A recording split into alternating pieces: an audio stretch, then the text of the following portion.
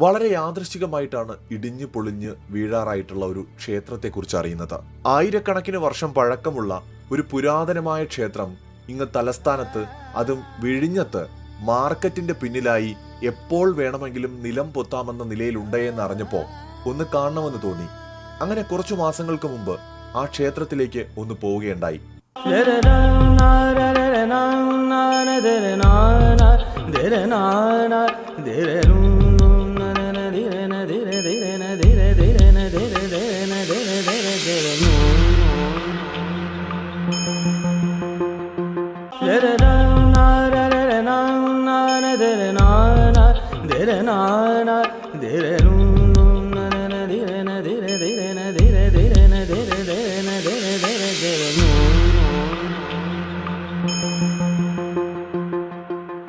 ട്വിറ്ററിൽ ഞാൻ ഈ ക്ഷേത്രത്തെക്കുറിച്ച് കാണുമ്പോൾ ഇതായിരുന്നു ക്ഷേത്രത്തിന്റെ അവസ്ഥ. ഇപ്പോൾ പ്രേക്ഷകർ കാണുന്നത് പോലെയായിരുന്നു. പക്ഷേ കുറച്ച് ദിവസങ്ങൾക്ക് ശേഷം ഞാനിത് പോയി കാണുമ്പോൾ ക്ഷേത്രം ഏതാണ്ട് ഇങ്ങനെയാണ് കാണപ്പെടുന്നത്. അതായത് ഇടിഞ്ഞ് തകർന്ന് വീണ് കഴിഞ്ഞു എന്ന് തന്നെ പറയാം. അവശേഷിക്കുന്ന ഒരു ശ്രീകോവില് മാത്രമേ ഉള്ളൂ. അതിന്റെ മുകളിലും ആല് പടർന്നു പിടിച്ചിരിക്കുന്നു. എപ്പോൾ വേണമെങ്കിലും നിലം പൊത്താവുന്ന അവസ്ഥയിലാണ്.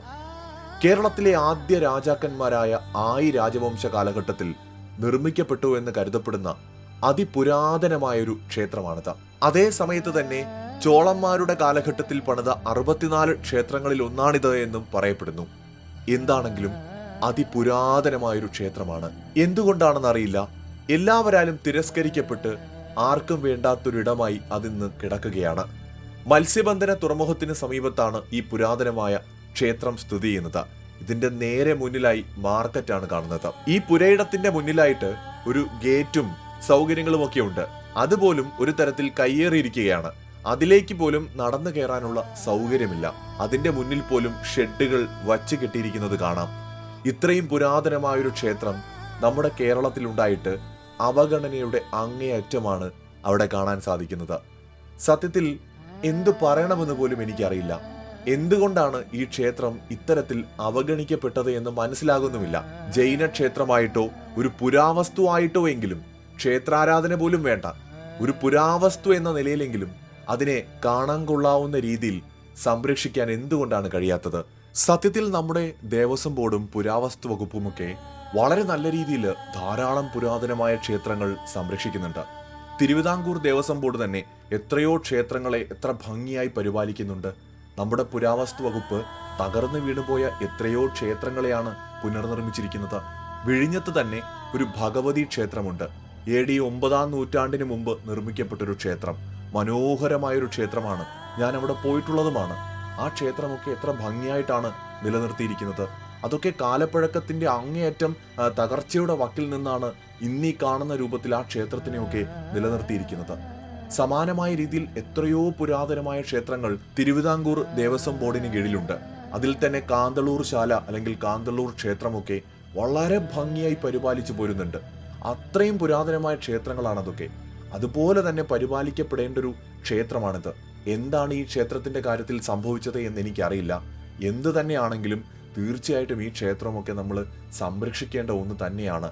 ആയി രാജവംശം എന്ന് പറയുന്നത് കേരളത്തിന്റെ ചരിത്രത്തിൽ, നമുക്കറിയാവുന്ന ചരിത്രത്തിൽ ആദ്യത്തെ രാജവംശങ്ങളിൽ ഒന്നായി കരുതപ്പെടുന്നതാണ്. ആയി രാജവംശ കാലത്താണ് ഈ ക്ഷേത്രം ഉണ്ടാവുന്നത്. വിഴിഞ്ഞം കേന്ദ്രമായിട്ടാണ് അവർ ഭരണം നടത്തിയത് എന്ന് പറയപ്പെടുന്നു.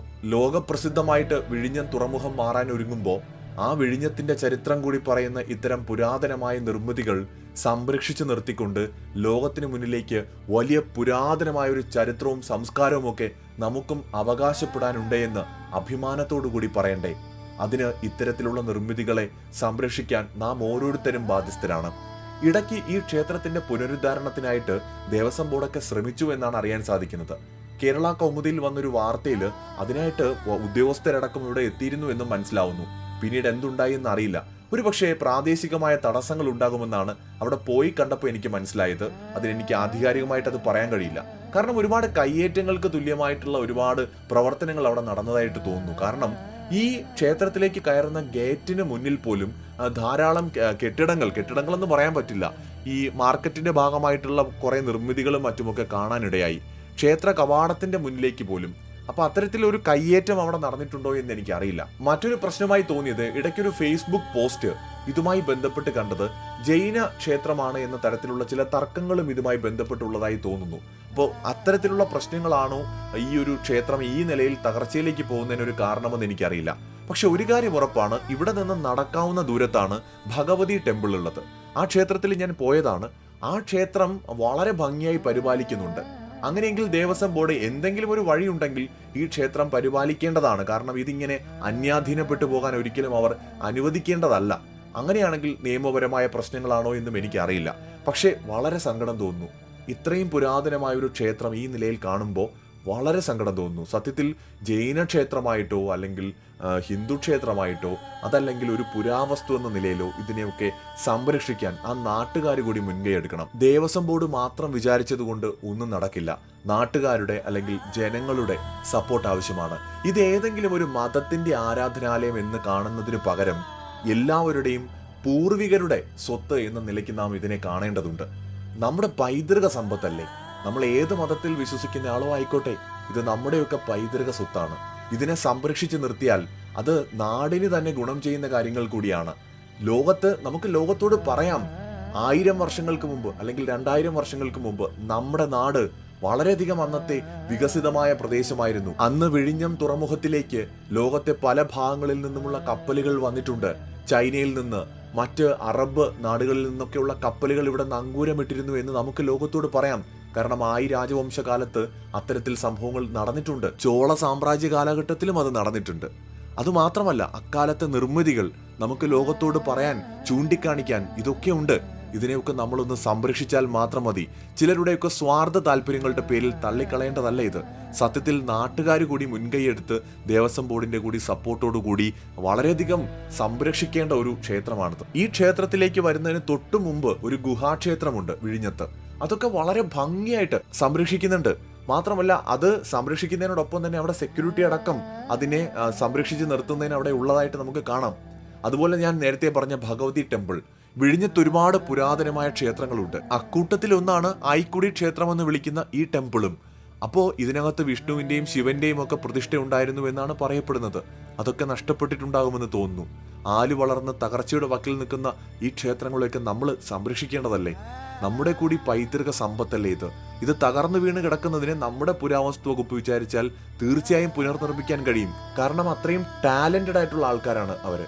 അതുകൊണ്ട് തന്നെ തീർച്ചയായിട്ടും ഈ വീഡിയോ കാണുന്ന ഈ ഭാഗത്തുള്ള മനുഷ്യരാരെങ്കിലും ഉണ്ടെങ്കിൽ നിങ്ങൾ ദയവേത് ഇതിനെയൊക്കെ നമ്മുടെ പൈതൃക സമ്പത്തായി കാണൂ. ഇതിനെ ഒരു ജൈന ക്ഷേത്രമോ ഹിന്ദു ക്ഷേത്രമോ മാത്രമായി അല്ല കാണേണ്ടത്. നമ്മുടെ ഒരു പൈതൃക സമ്പത്തായിട്ട് കൂടിയാണ് നമ്മൾ ഓരോരുത്തരും കാണേണ്ടത്. ആ നിലയ്ക്ക് സംരക്ഷിക്കപ്പെടേണ്ടതാണ് ഈ ക്ഷേത്രം. സന്തോഷ് ജോർജ് കുളങ്ങരെ പോലെയുള്ളവർ പറയുന്നത് പോലെ നാം ഇപ്പോഴും നമ്മുടെ പൈതൃകത്തെയും പൈതൃക സമ്പത്തിനെയും തിരിച്ചറിഞ്ഞിട്ടില്ല. 500-600 വർഷം പഴക്കമുള്ള നിർമ്മിതികൾ പോലും എന്തോ നിധി കിട്ടിയതുപോലെ വിദേശ രാജ്യങ്ങളിൽ സംരക്ഷിക്കുമ്പോഴാണ് 1000-ഉം 2000-ഉം ചിലപ്പോൾ അതിലേറെയും പഴക്കമുണ്ടാകാനിടയുള്ള ക്ഷേത്രങ്ങളെ ഈ തരത്തിൽ നാം കണ്ടില്ല എന്ന് വയ്ക്കുന്നത്. ജാതിമത ഭേദമില്ലാതെ ഏവരും ചേർന്ന് സംരക്ഷിക്കേണ്ട അമൂല്യ സ്വത്താണിത്. ഒരുപക്ഷെ കേരളത്തിലെ ഇന്നുള്ള പല പുരാതന ക്ഷേത്രങ്ങളെക്കാൾ പഴക്കമുണ്ടാകാം ഈ ക്ഷേത്രത്തിന്. കാരണം കേരളത്തിലെ ആദ്യത്തെ രാജവംശമായ രാജവംശകാലത്തോ ചോളന്മാരുടെ കാലത്തോ ആണ് ഇത് നിർമ്മിക്കപ്പെട്ടത്. ഇതിനുശേഷമാണ് മഹത്തായ ധാരാളം ക്ഷേത്രങ്ങൾ കേരളത്തിൽ പിന്നീട് ഉണ്ടായിട്ടുള്ളത്. രാജവംശം എന്നത് വിഴിഞ്ഞം തന്നെ തലസ്ഥാനമാക്കി നിലനിന്നിരുന്ന ഒരു രാജവംശമാണ്. അക്കാലത്ത് വിഴിഞ്ഞം ഒരു വലിയ തുറമുഖവും പട്ടണവുമായിരുന്നു. കരുനന്തടുക്കൻ, അദ്ദേഹത്തിന്റെ മകൻ വിക്രമാദിത്യ വരഗുണൻ എന്നിവർ രാജവംശത്തിലെ പ്രഗത്ഭരായ രാജാക്കന്മാരായി അറിയപ്പെടുന്നു. ഒരു വശം വനനിബിഡവും മറുവശം ജലാശയങ്ങൾ കൊണ്ട് സമ്പൂർണവുമായിരുന്നു രാജ്യം. കാലാവസ്ഥയുടെ മാറ്റത്തിനനുസരിച്ച് ഭരണസിരാ കേന്ദ്രം മാറ്റുന്നതിൽ പോലും രാജാക്കന്മാർ നൈപുണ്യരായിരുന്നു. രാജവംശത്തിന് ശേഷമാണ് പിന്നീട് കേരളത്തിൽ ധാരാളം രാജാക്കന്മാരും രാജവംശങ്ങളും ഉടലെടുത്തത് എന്നും കരുതപ്പെടുന്നു.